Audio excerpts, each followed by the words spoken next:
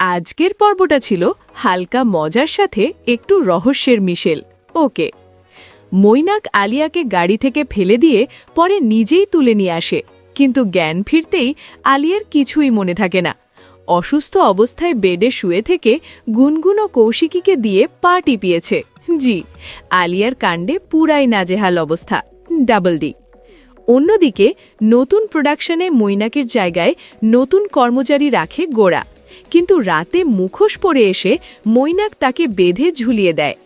তীর এলা। এলা ফোনে কথা বলতে বলতে বুঝে যায় সঞ্জয়ের কোনো সমস্যা হয়েছে। ছুটে গিয়ে খোঁজ করতে থাকে, আর তখনই গোড়া চারিদিকে খুঁজতে থাকে, আর এলা মুখোশধারী মৈনাককে ধরে ফেলে। ওকে, তবে সম্ভাবনা আছে মৈনাক এলাকে ধাক্কা দিয়ে পালিয়ে যাবে। ফেস পাম্মার। এখন গল্প দাঁড়িয়ে গেছে একেবারে এলা ভার্সেস মাস্কড মৈনাকের লড়াইয়ে।